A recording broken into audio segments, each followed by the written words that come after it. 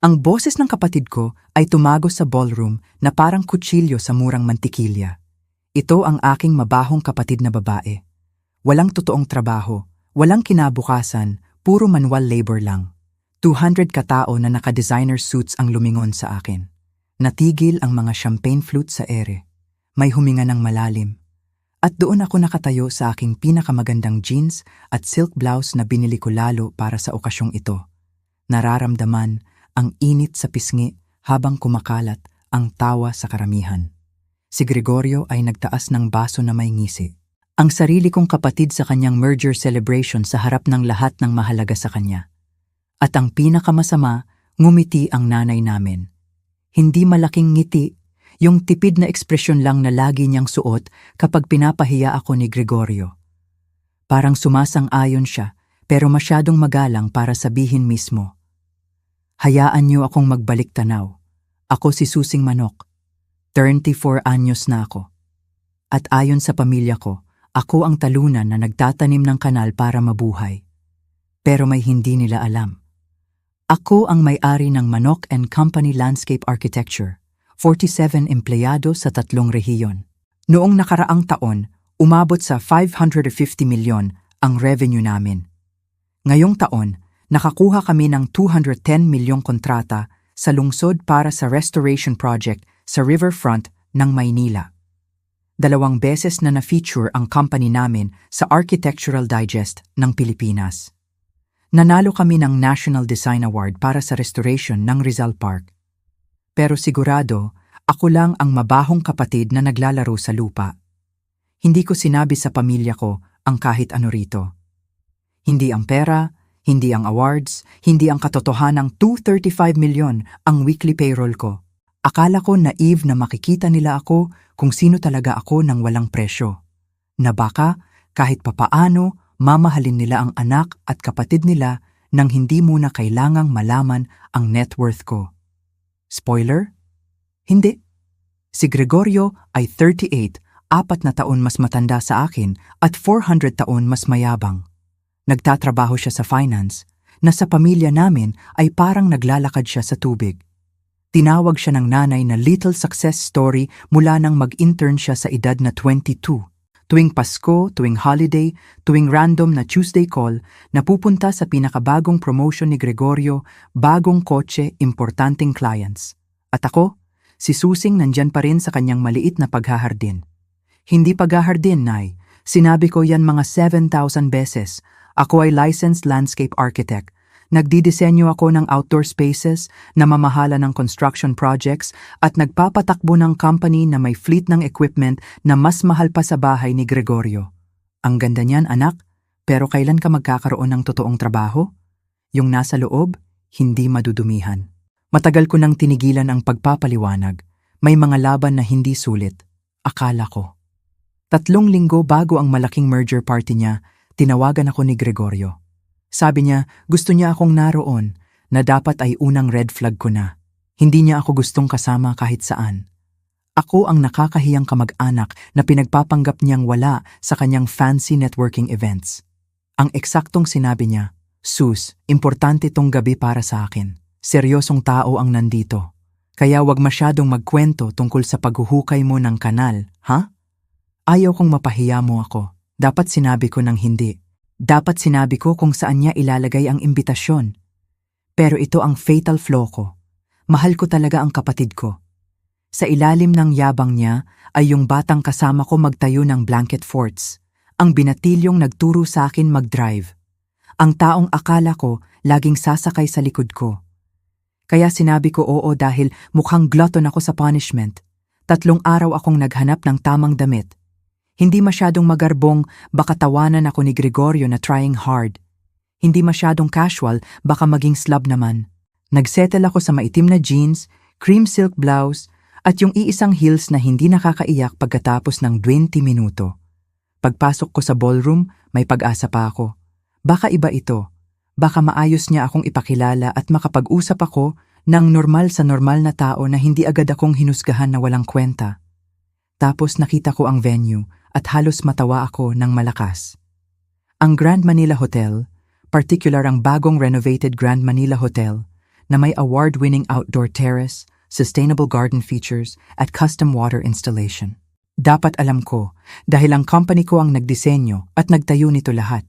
Natapos namin ang Project 14 buwan na ang nakalipas. May bronze plaque sa fountain na may pangalan ng company namin. Manok and Company, nandyan sa lobby. Dumaan lang ang kapatid ko nang walang pagtingin. Kumuha ako ng champagne at naghanap ng tahimik na sulok. Doon ko nakita ang nanay na grand entrance, diretso kay Gregorio na parang moth sa apoy. Niyakap niya ito ng 30 segundo. Pag napansin niya ako, brief wave lang at tingin na nagsasabing huwag magulo ngayong gabi. Hi, Nay. Okay lang ako. Salamat sa pagtanong. Thriving ang negosyo ko. Kaka-hire ko lang ng 3 bagong project managers. Pero oo, pag-usapan natin ang suit ni Gregorio. Nagpaplano na ako ng escape nang may tumapik sa balikat ko. At nandoon si Tony Reyes, ang ex-boyfriend ko.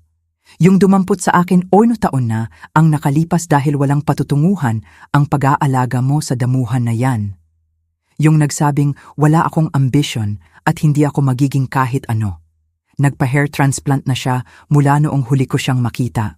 Parang may nakadikit na maliit na natatakot na hayop sa noo niya. Pero ako pa ang nagpabaya sa sarili.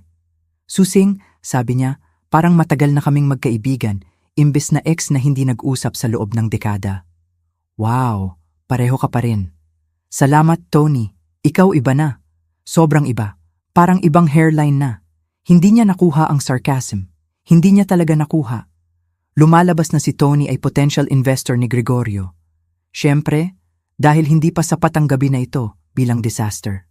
Bago ako makapagpaalam para pumunta kahit saan, binagsak ni Gregorio ang baso at tinawag ang atensyon ng lahat.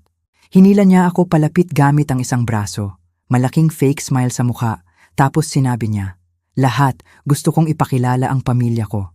Ito ang magandang misis ko, Vanessa, ang kamanghamanghang nanay ko, Diana, at ito ang mabahong kapatid kong babae.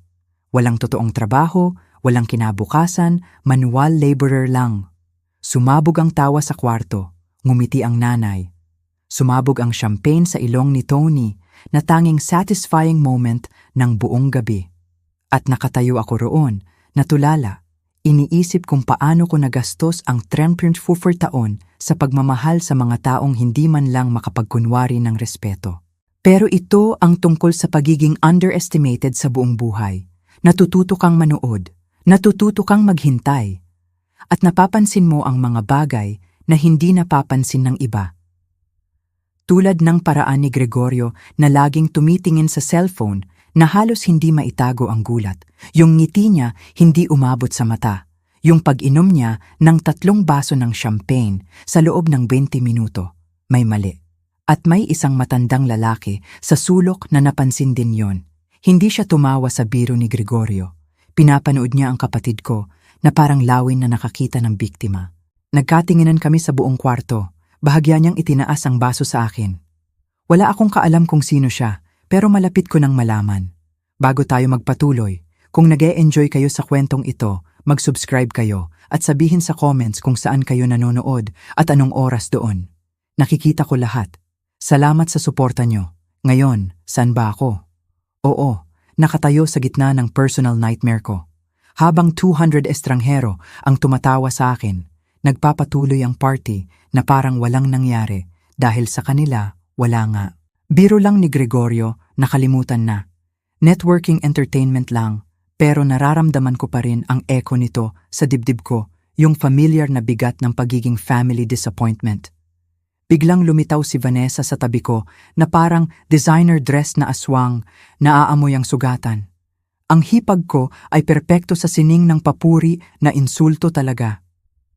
Ay susing, sabi niya nang tumingin sa akin pataas baba, walang mas maganda pang maisuot? Okay lang sa'yo. Practical talaga. Si Vanessa ay nakadress na siguro mas mahal pa sa unang truck ko.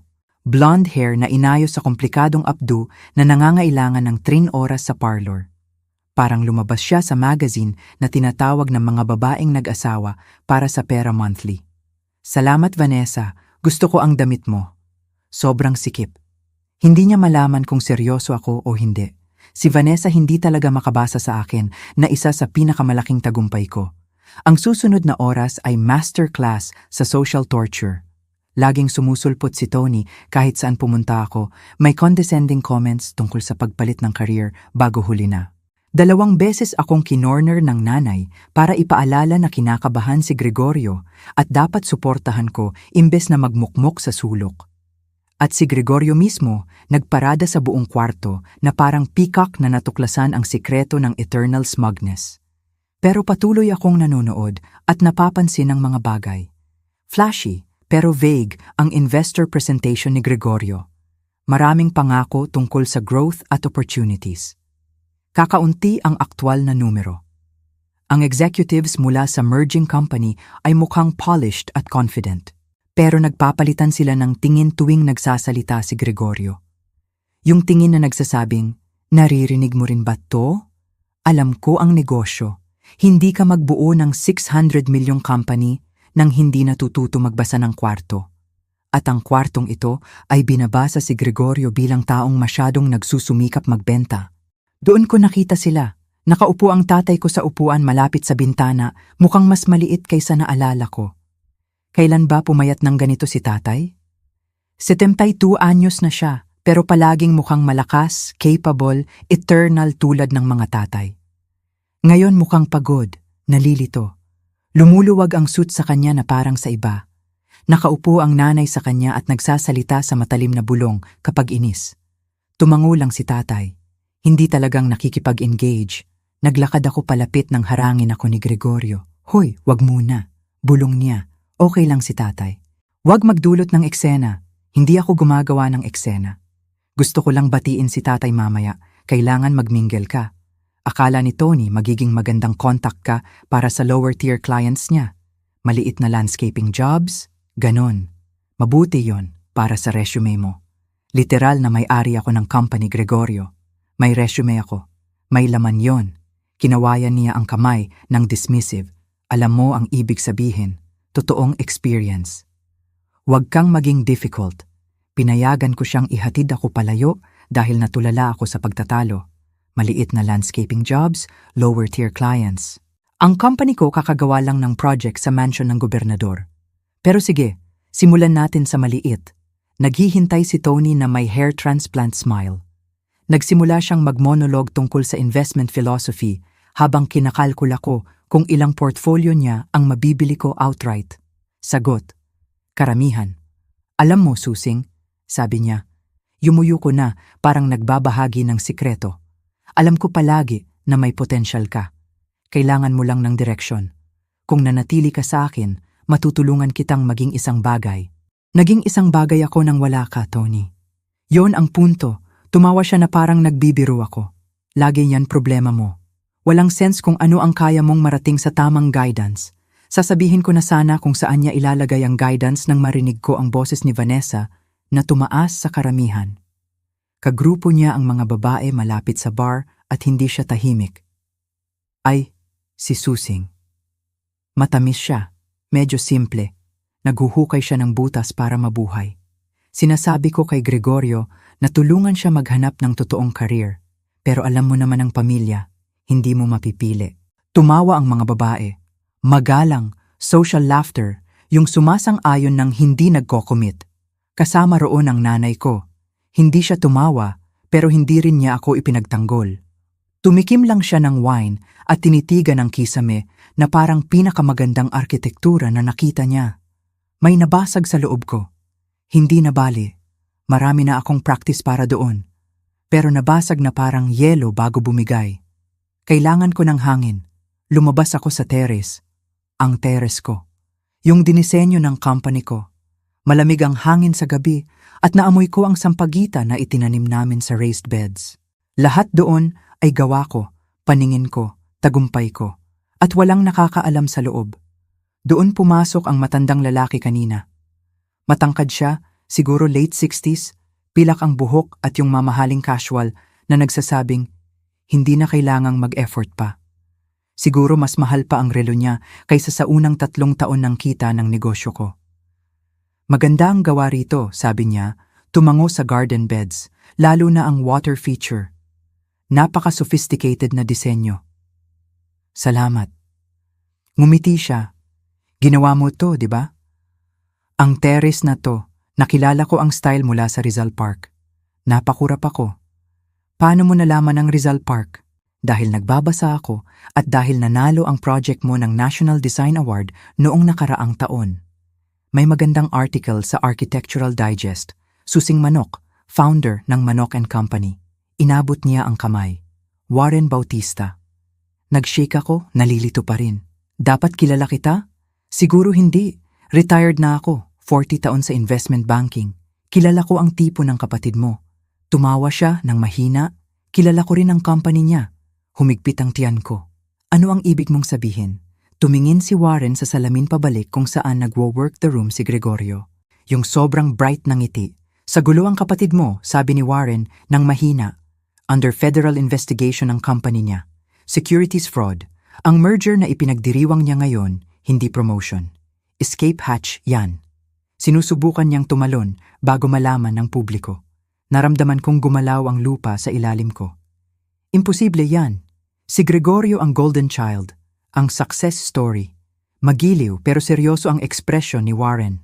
8 buwan nang tumatakbo ang investigation. May mga kaibigan pa rin ako sa industry. Ang firm na sinusubukan niyang salihan ay binibili ang katahimikan niya, pero hindi nila alam ang alam ko. Tumigil siya, at hula ko hindi rin nila alam ang alam mo. Ano ang alam ko? Tumango si Warren patungo kay tatay na nakaupo pa rin mag-isa sa bintana. Mukhang nag-aalala at nalilito ang tatay mo. Tinutulungan ba siya ni Gregorio sa finances? Lumawak ang bitak sa loob ko. Paano mo nalaman? Hindi ko. Pero nakita ko na tong pattern dati. Kapag desperado na ang mga tao, kinukuha nila sa pinaka-nagtitiwala sa kanila. Tinitigan ko si tatay sa salamin. Nabanggit ni tatay na mahigpit ang pera lately. Akala ko dahil sa ekonomiya, siguro masamang investment. Pero paano kung mas malala? Inabot sa akin ni Warren ang calling card niya. Sa tingin ko dapat suriin mo to ng tahimik. At kung makita mo ang hinala ko, dapat alam mo na ang house of cards ng kapatid mo ay malapit ng bumagsak. Ang tanging tanong ay kung sino ang maililibing sa ilalim. Iniwan niya ako sa sarili kong terrace, napapaligiran ng sarili kong gawa na may biglaang kakilakilabot na katiyakan na mali ang lahat ng akala ko tungkol sa pamilya ko. Si Gregorio hindi ang success story. Siya ang conman at baka si tatay ang biktima niya. Hindi ako nakatulog ng gabing yon. Nakahiga ako sa kama, nakatitig sa kisame. Ang business card ni Warren Bautista sa nightstand na parang ticking bomb. Federal investigation, securities fraud. Paulit-ulit ang mga salita sa isip ko na parang kulog sa malayo. Bahagi ng akin ay gustong maniwala na hindi totoo. Mayabang si Gregorio, oo. Dismissive talaga. World-class jerk na nagpahiya sa akin sa harap ng 200 tao. Sigurado pero kriminal, mukhang stretch pa rin kahit para sa kanya. Tapos naalala ko ang mukha ni tatay sa party. Ang pagkalito, yung sobrang luwag ng suit, yung paraan ng pagsigaw ng nanay sa kanya na parang bata na hindi mapagkakatiwalaan. Matagal ko ng magandang instincts. Hindi ka mabubuhay sa construction nang hindi natututo pagkatiwalaan ng tiyan. Kapag nagsisinungaling ang contractor tungkol sa materials, nararamdaman mo. Kapag nagtatago ang client ng budget problems, naaamoy mo. Kapag may mali, alam ng katawan mo bago pa abutin ng utak. Sumisigaw ang katawan ko na may mali, sobrang mali. 6:00 ng umaga, sinuko ko ang pagtulog at ginawa ko ang lagi kong ginagawa kapag kailangang mag-isip. Nag-drive ako sa job site. Sa gitna kami ng pag-install ng Japanese garden para sa isang tech executive sa suburb, at ang panonood sa crew na magtrabaho ay laging nagpapakalma sa akin. Umupo ako sa truck ko, 10 taong gulang na Toyota Hilux na may 200,000 kilometro at dent sa likod mula ng aksidenteng bumangga ang foreman sa bato. Mahal ko yung truck na yan. Bayad na. Tumatakbo ng perpekto at hindi ito pakialam kung magkano ang kinikita ko, hindi tulad ng ilang miyembro ng pamilya na alam ko. Sumikat ang araw sa construction site at nagdesisyon ako. Hahanapin ko ang katotohanan. Una, tinawagan ko si Warren Bautista. Sinagot niya sa pangalawang ring na nagsasabing inaasahan niya ang tawag ko. Tinanong ko siyang sabihin lahat ng alam niya tungkol sa investigation sa company ni Gregorio.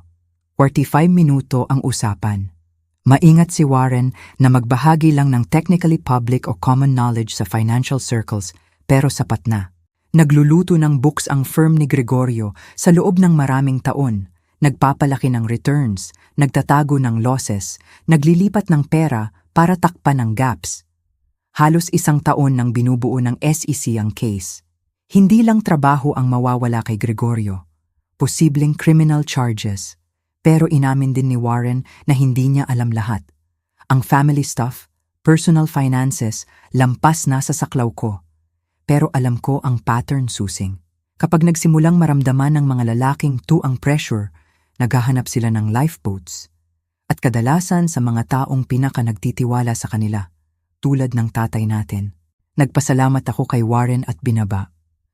Umupo ako sa truck ko ng isa pang 20 minuto habang pinapanood ang crew na maglagay ng boulders, iniisip ang susunod na hakbang. May bagay tungkol sa akin na hindi kailanman naintindihan ng pamilya ko. Hindi ko sinadya ang pagbuo ng 600 milyong company. Ginawa ko yon sa pamamagitan ng methodical, patient at sobrang thorough na paraan.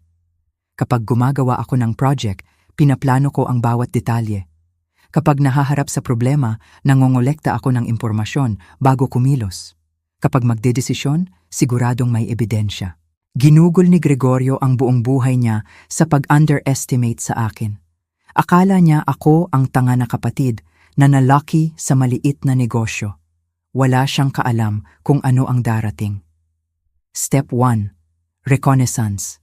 Tinawagan ko si tatay ng hapon na. Yon, pinanatili ang boses na casual. Hoy tay, check-in lang. Kumusta? Normal ang simula ng usapan. Nagkwento siya tungkol sa hardin niya. Matagal nang mahilig si tatay sa pag-aalaga ng halaman. Siguro doon ko nakuha ang pagmamahal sa pagtanim. Pero nang tanungin ko tungkol sa pagpunta niya sa financial advisor noong nakaraang buwan, nagbago ang boses. Si Gregorio na ang bahala roon. Sabi niya, mas madali kung siya na ang mag-manage ng lahat. May mas magandang returns daw. Pinanatili ko ang light tone kahit tumutunog ang alarm sa ulo. Ang bait naman niya. Kaya may access si Gregorio sa accounts mo. May power of attorney siya, sabi ni tatay na parang pinaka-normal na bagay.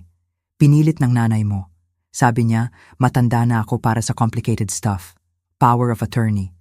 Ang 38 anyos kong kapatid ay may power of attorney sa finances ng 72 anyos naming tatay at walang nagsabi sa akin. Tinapos ko ang tawag ng masigla at agad tinawagan ng abogado ko. Si Rachel Pascual, ang business lawyer ko sa loob ng 8 taon. Pinangasiwaan niya ang lahat mula contract disputes hanggang employee issues at siya ang pinakamatalino sa pagprotekta ng assets. Sinabi ko ang hinala ko at tumahimik siya ng matagal. Susing, kung totoo yan, elder financial abuse yan, seryosong krimen. Kailangan mong mag-ingat. Kung mali ka, masisira mo ang relasyon sa pamilya ng permanente. Kung tama ka, tumigil siya. Kung tama ka, posibleng makulong ang kapatid mo. Alam ko rin yon. Inirekomenda ni Rachel ang private investigator na dati niyang nakatrabaho, si Frank Morales, na espesyalista sa financial fraud. Tinawagan ko siya sa loob ng oras. Gruff, diretso, at hindi na aapektuhan ng family drama si Frank. Sabihin mo lang kung ano ang kailangan at hahanapin ko, sabi niya. I-save ang drama para sa pista. Sa tingin ko ninakawan ng kapatid ko ang tatay ko. Kailangan ko ng proof. Sabi ni Frank magkakaroon siya ng preliminary info sa loob ng 2 linggo. Binigyan niya ako ng babala na baka hindi ko magustuhan ang makita. Handa ako, sabi ko. Pero hindi talaga. Habang naghuhukay si Frank sa financial records, gumawa ako ng sariling research. Tinawagan ko ang City Assessor's Office at nalaman na may bagong liyin sa bahay ni tatay na na-file 6 buwan na ang nakalipas. 35 taon nang nakatira si tatay sa bahay na, yon, bayad na ng tuluyan mula high school ako. Bigla na lang may 10 milyong utang nakakabit. Nanginginig ang kamay ko nang ibaba ang telepono. Nalaman ko rin ang tungkol sa firm na sinusubukan salihan ni Gregorio. Legitimate, successful, well-respected, pero kilala sa pagiging sobrang maingat sa partnerships. Ginagawa nila ang extensive due diligence, background checks, financial audits, lahat na nangangahulugang alinman hindi pa tapos ang research nila kay Gregorio o may nagbigay ng incomplete info. Nabanggit ni Warren na may contacts pa rin siya sa industry. Naisip ko kung gaano kalaki ang impluwensya ng retired investment banker. 3 araw pagkatapos ng party, nag-drive ako sa parents para bumisita, hindi para mag-confront. Kailangan ko pa ng ebidensya para doon. Gusto ko lang makita si tatay para masuri ang sitwasyon gamit ang sariling mata. Ang nakita ko ay nagpalamig ng dugo ko. Mas malala si tatay kaysa sa itsura niya sa party. Mukhang nalilito sa basic things. Anong araw ngayon, kumain na ba siya ng tanghalian? Sumasagot ang nanay sa mga tanong para sa kanya, nagsasalita sa ibabaw niya na parang wala siya. Nagawa kong makausap si tatay mag-isa sandali habang nasa kusina ang nanay. Direktang tinanong ko siya tungkol sa finances. Nag-ulap ang mata niya. Hindi ko alam, anak. Sabi ni Gregorio, okay lang lahat. At siya ang bahala. Alam mo ba kung magkano ang pera sa retirement account mo, tay? Hindi niya masagot. Hindi niya alam. Hindi niya na nga alam kung saang bangko ang accounts niya. Si Gregorio ang bahala sa lahat. Ulit niya na parang mantra. Alam ni Gregorio ang ginagawa. Umalis ako sa bahay ng parents ng araw na yun na luha sa mata at galit sa puso. Sinamantala ng kapatid ko ang tiwala ng tatay, ang pagtanda ng isip, ang paniniwala na hindi sasaktan ng pamilya. Ginawa ni Gregorio ang career niya sa pagmukhang matalino habang ang iba ang gumagawa ng totoong trabaho. Ngayon ginagawa niya ang escape fund sa life savings ni tatay. 2 linggo pagkatapos, tinawagan ako ni Frank Morales na may report. Mas malala ang pinsala kaysa inakala ko. Sa nakaraang 2 taon, nag-transfer si Gregorio ng 17 milyon mula sa accounts ni tatay patungo sa kanya. Kinuha niya ang loan laban sa bahay nang hindi lubos na naiintindihan ni tatay ang pinipirmahan. Kinash pa niya ang life insurance policy na dapat kay nanay kung may mangyari kay tatay. Kabuuang pagnanakaw, mahigit 250 milyon. 40 taon na nagtrabaho si tatay bilang electrician. Maingat siyang nag-save, simple ang pamumuhay, nagtayo ng nest egg para sa huling taon nila ni nanay at ninakaw ni Gregorio halos lahat. Umupo ako sa opisina ko na may report ni Frank sa kamay, tumitingin sa company na itinayo ko mula sa wala. 47 empleyado ang umaasa sa akin. Milyon-milyong kontrata, reputasyon na pinaghirapan ko sa pawis, determinasyon, at libu-libong oras ng hard work. Si Gregorio hindi pa nakaranas ng araw na ganito sa buhay niya. Kinuha lang niya at kinuha, pero malapit nang tumigil ang pagkuha niya. Tinawagan ko si Rachel, tapos si Warren. Tapos ang kontak ko 3 taon na ang nakalipas ng gawin ng company ko ang landscaping sa isang federal building sa Maynila, si Jerome Santos, na nagtatrabaho sa Financial Crimes Division ng NBI. Akala ni Gregorio siya ang matalino sa pamilya namin. Malapit na niyang malaman kung gaano siya kamali. Ang susunod na 3 linggo ang pinaka-focused sa buhay ko. At isipin niyo na minsan kong pinamahalaan ang 17 construction projects nang sabay-sabay sa gitna ng supply chain crisis. Malaking bagay yon. Nag-set up ako ng tinatawag kong war room sa home office ko. Ang financial report ni Frank, bank statements, property records, timeline ng bawat suspicious transaction ni Gregorio. Tinakpan ko ang buong dingding ng documents at sticky notes, parang revenge-themed Pinterest board. Ang pusa ko, Biscuit, sobrang concerned sa mental state ko. Laging umuupo sa pinakamahalagang documents at tumatahol na parang nag-i-intervention. Pero hindi naiintindihan ni Biscuit ang complex financial fraud, kaya binaliwala ko ang professional opinion niya. Mas matulungin si Jerome Santos sa NBI kaysa sa pusa ko, kahit medyo hindi gaanong cuddly. Nang tawagan ko siya sa natuklasan ko, matagal na katahimikan sa linya. Miss Manok, sabi niya sa wakas, naiintindihan mo bang hiwalay na krimen ang inilalarawan mo sa iniimbestigahan na namin? Alam ko na iba ang securities fraud, pero pag nanakaw sa 72 anyos na lalaki na may declining cognitive function, elder financial abuse, yan. Hiniling ni Jerome na ipadala ko ang lahat. Report ni Frank, bank records, property liens, lahat. Nangako siyang suriin mismo at babalik sa loob ng 1 linggo. Totoo sa salita, Tinawagan niya ako pagkatapos ng 6 na araw. Interested kaming ituloy to, sabi niya.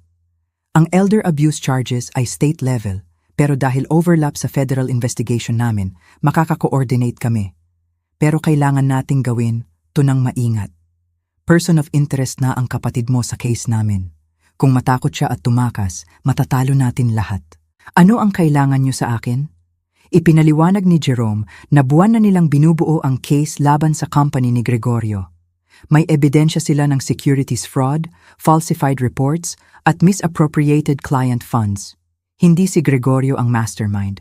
Ang boss niya ang may karangalan doon, pero complicit siya ng sapat para sa seryosong charges. Ang problema ay timing. Gusto nilang arestuhin ang key players ng sabay para walang makasira ng ebidensya o tumakas. Ang ebidensya ko tungkol sa pagnanakaw kay tatay ay nagdagdag ng dimensyon. Pero nagpalaki rin ng komplikasyon. Kailangan natin ng controlled environment, sabi ni Jerome.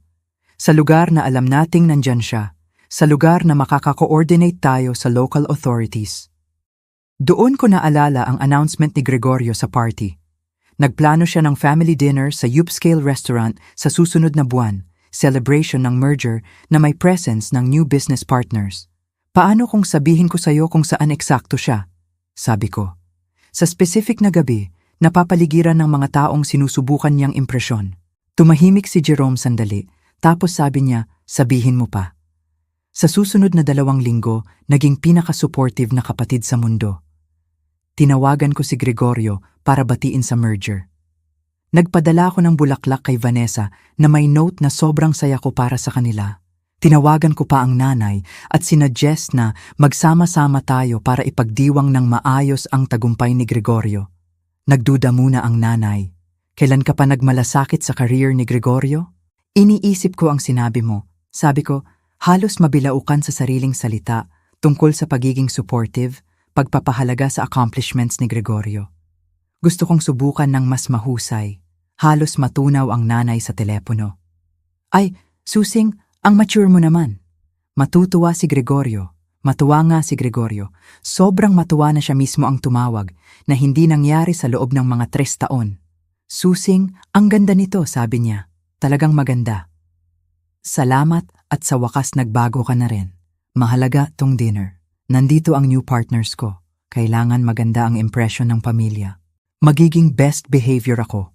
Nangako ako. Ang hindi ko binanggit ay dadalo rin si Warren Bautista. Tinawagan ko siya isang araw pagkatapos naming magplano ni Jerome. Natuwa si Warren na makatulong. 40 taon ko nang hinihintay na makita ang katulad ng kapatid mo na makuha ang nararapat sa kanya. Sabi ni Warren, bilang +1 mo ako. Nagawa rin ni Warren ang ilang strategic calls sa contacts niya sa firm na sinusubukan salihan ni Gregorio. Hindi niya sinabi lahat. Sapat lang para maging nervous sila, sapat para magtanong, sapat para siguraduhin na kapag lumabas ang katotohanan, handa silang tumakbo palabas. Ang restaurant na pinili ni Gregorio ay tinatawag na Carmichael's. Puting tablecloths, overpriced steaks, yung klaseng hinuhusgahan ka kapag nag-order ng manok. Ako mismo ay nag-consult para sa landscaping nila, 2 taon na ang nakalipas. Maganda ang patio garden nila na dinisenyo ko pro bono kapalit ng lifetime discount sa wine list nila. Tungkol sa strategic investments ang buhay. Nag-coordinate ako kay Jerome sa timing. May mga agents ang NBI na plain clothes sa restaurant. Hindi sila gagawa ng eksena. Hindi ito pelikula. Maghihintay sila ng signal ko tapos lalapitan si Gregorio ng tahimik at sasabihin na lumabas sandali. Professional, controlled, devastating. Pero bago yon, may isa pang preparation. Ginugol ko ang buong weekend kasama ang accountant ko sa pag-review ng finances ko. Sa 600 milyon ang halaga ng company ko. Personal savings, investments at property ay nagkakahalaga ng isa pang 150 milyon. Sa anumang makatwirang sukat, mayaman ako. Hindi ko kailanman naramdaman na mayaman. Nagmamaneho pa rin ako ng lumang truck, nagsusuot ng work boots sa karamihan ng araw, laging may dumi sa ilalim ng kuko. Hindi pera ang punto para sa akin. Ang pagbuo ng isang bagay ang punto. Paglikha ng maganda mula sa hilaw na materyales at hard work. Yon ang mahalaga. Pero malapit nang maging mahalaga ang pera dahil gagamitin ko ito para ayusin ang sinira ni Gregorio. Nag-set up ako ng trust fund para sa care ni tatay. Inayos ko ang pagbayad ng fraudulent lien sa bahay nila. Kinontak ko ang elder law attorney tungkol sa pagtatatag ng proper guardianship para hindi na ma-exploit muli siya. Pagkatapos nito, mapoprotektahan si tatay, aalagaan si nanay at haharapin ni Gregorio ang consequences ng choices niya. Isang gabi bago ang dinner, tumunog ang phone ko. Si Gregorio. Iba ang boses niya, strained, halos desperate. Susing, may itatanong ako at huwag kang magtanong. Ano yon? Kailangan ko manghiram ng pera. 2.5 million lang. Ibabayad ko sa loob ng isang buwan. Sumusumpa ako. Neutral ang boses ko kahit tumitibok ng mabilis ang puso. 2.5 million. Gregorio, malaking halaga yan. Alam ko. Pero nasa masikip na sitwasyon ako. May investments na hindi naging maganda. Temporary lang. Ang merger ang magsosolve ng lahat. Kailangan ko lang makaraos sa susunod na linggo. Takot siya, naririnig ko sa boses. Ang golden child ay sa wakas na pagtanto na umuuga na ang house of cards niya sa hangin. Nagkunwari akong nag-iisip. Talagang malaki yan, Gregorio. Hindi ako sigurado kung may ganoong cash ako na nakaupo lang. Halika na, Sus. Alam ko na okay ka sa maliit mong negosyo. Siguradong may natitira ka. Maliit mong negosyo. Kahit ngayon, kahit namamalimos siya ng pera sa akin, hindi niya mapigilan ang pagiging condescending. Pag-iisipan ko. Pag-uusapan natin bukas sa dinner. Nagpasalamat siya ng husto, nauna sa buhay niya. Hindi pa nagpasalamat si Gregorio sa akin kahit kailan. Binaba ko ang phone at umupo sa dilim ng sala. Si Biscuit ay umuungol sa kandungan ko.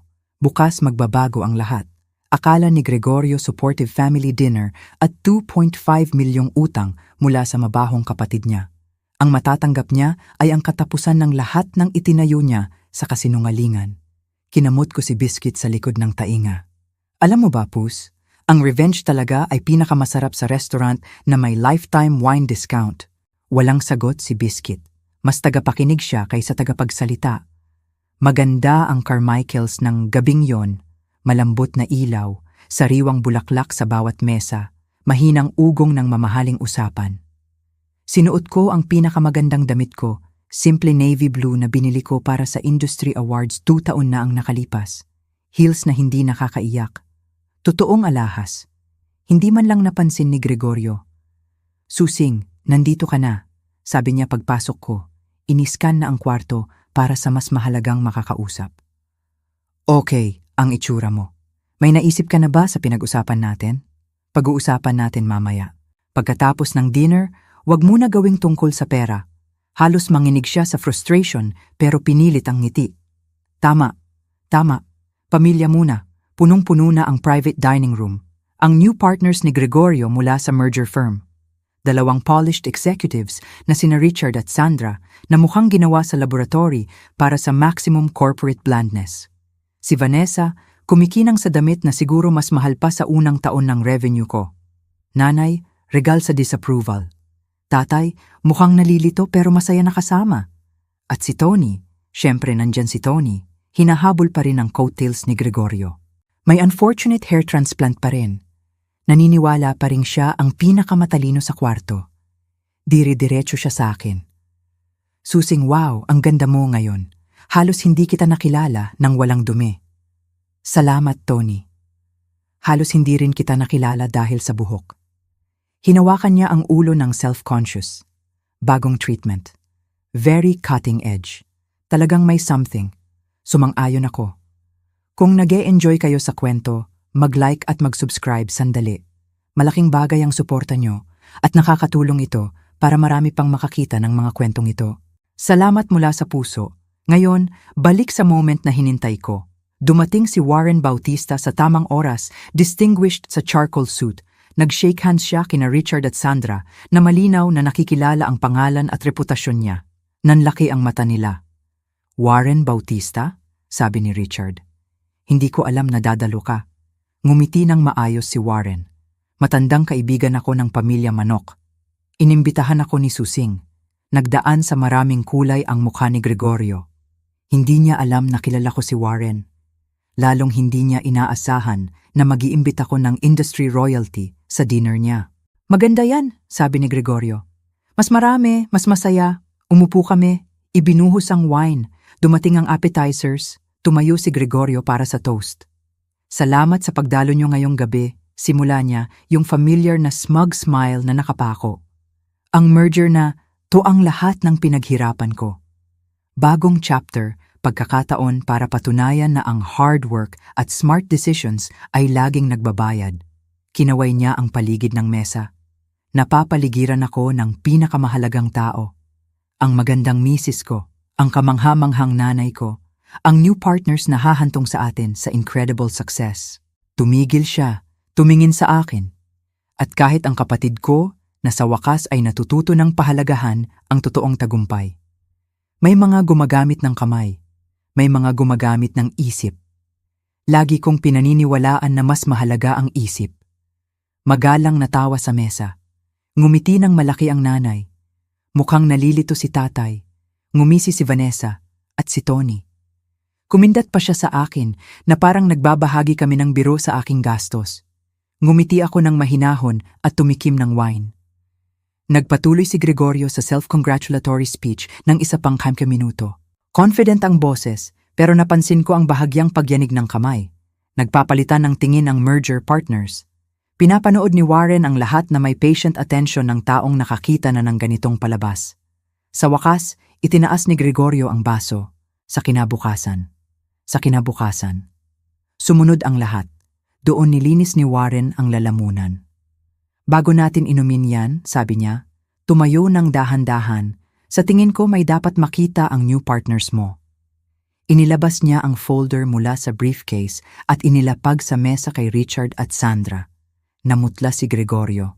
Ano to? Ano ang ginagawa mo?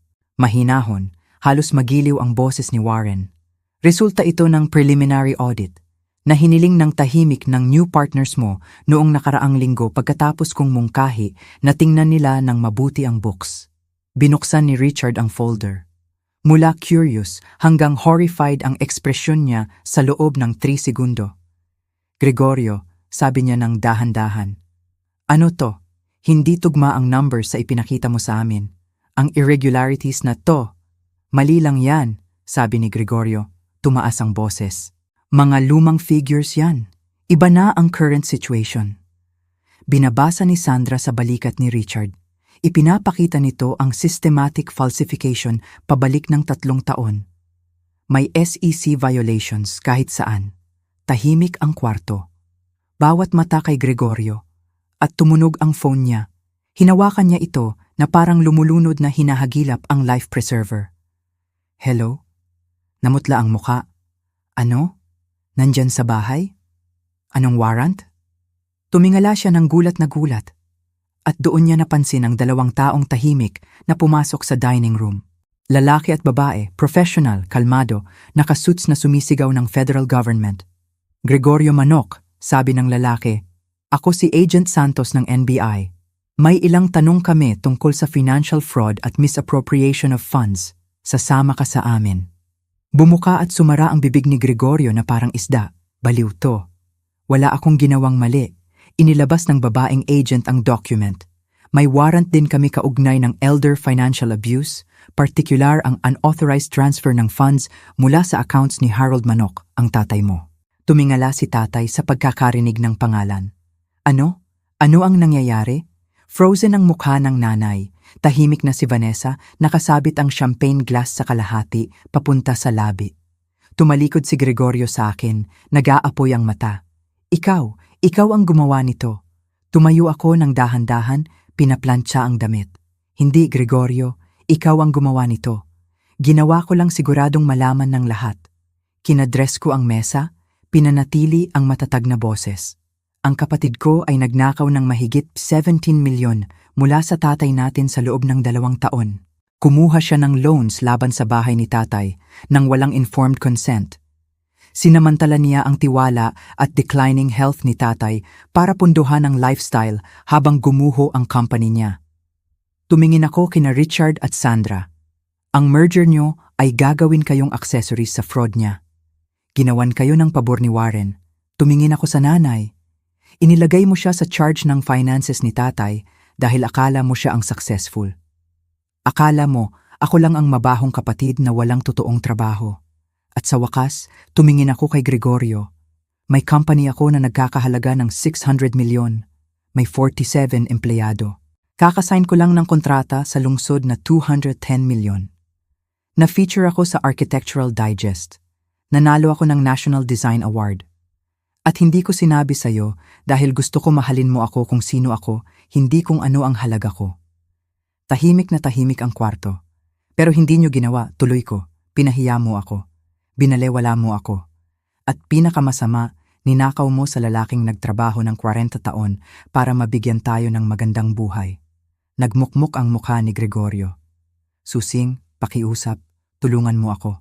Sabihin mo sa kanila na misunderstanding lang to. Lumapit si Agent Santos. Sir, kailangan naming isama ka na. Habang inilalabas nila si Gregorio sa dining room, tumingin siya sa akin ng huling beses.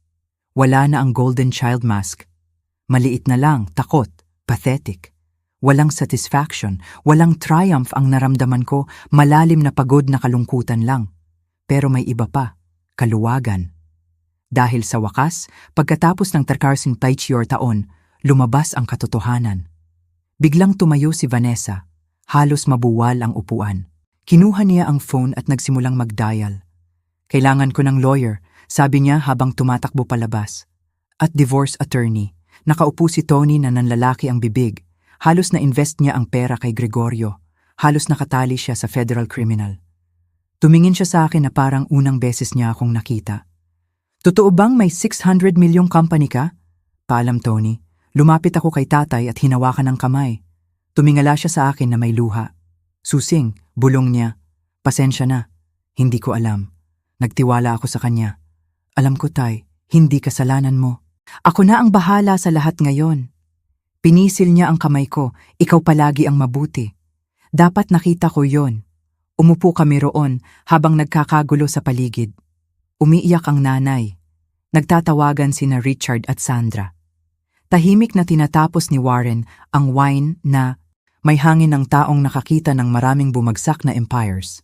Sa labas, tinutulungan si Gregorio papasok sa unmarked car. Wala pang handcuffs. Pero tapos na ang career, reputasyon, kasal, kalayaan niya. Nanalo ang mabahong kapatid. Isang buwan pagkatapos, nakatayo ako sa construction site sa umaga na liwanag.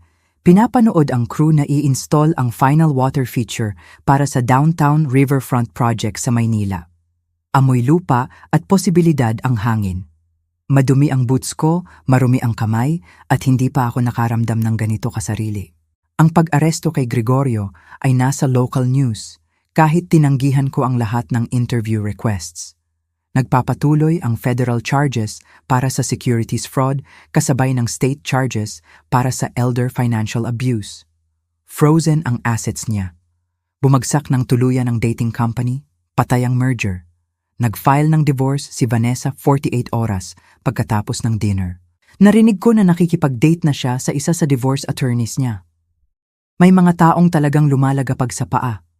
Tinawagan ako ni Tony ng 2 beses, nag-iiwan ng lalong desperate voicemails kung paano siya laging naniniwala sa akin at baka pwede tayong mag-coffee minsan. Dinetili ko ang pareho nang walang reply. May mga tulay na hindi sulit na muling itayo.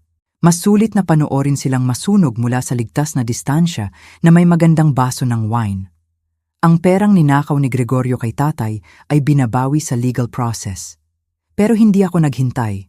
Binayaran ko agad ang fraudulent lien sa bahay ng parents. Nag-set up ako ng trust para sa care ni tatay gamit ang sariling pondo. Nag-hire ako ng part-time caregiver para tulungan si nanay sa needs niya. Real ang cognitive decline ni tatay, pero mas maayos na ngayon na wala ang stress ng financial confusion. Ginugol niya ang karamihan ng araw sa hardin, nag-aalaga ng kamatis, paminsan-minsang tumatawag sa akin para magkwento ng wala lang. Pinakamagandang parte yon ng linggo ko. Nagkaroon kami ng complicated conversation ng nanay ilang araw pagkatapos ng dinner. Hindi siya humingi ng tawad. Hindi yon ang style niya. Pero may sinabi siyang nagulat sa akin. Hindi ko talaga naintindihan ang ginagawa mo, inamin niya. Parang naglalaro ka lang sa lupa. Ipinaliwanag ni Gregorio sa paraan na naiintindihan ko. Numbers, titles, mga bagay na mukhang impressive. Tumigil siya. Dapat mas marami akong tanong sa'yo. Hindi eksaktong forgiveness, pero simula. Nakikita na kami ni Warren Bautista isang beses sa isang linggo para mag-lunch. Naging parang mentor na siya, nagbibigay ng business advice at nagpapakilala sa contacts na makakatulong sa paglago ng Manok & Company. Sabi niya ang panonood sa downfall ni Gregorio ang pinakamasaya niyang libangan mula nang mag-retire. May dark sense of humor ang lalaki. Pinahahalagahan ko yon, nag-buzz ang phone ko, text mula sa foreman. Ready na ang water feature para sa final test. Lumapit ako sa control panel at binuksan ang switch. Sumabog ang tubig sa perfect arcs, hinahabol ang umaga na sikat ng araw. Lumilikha ng maliit na bahaghari sa mist. Nag-cheer ang crew. May nagpalakpak sa likod ko. Ito ang itinayo ko. Hindi lang fountains at gardens, kundi company na puno ng taong nagtitiwala sa akin. Mga project na tatagal ng dekada.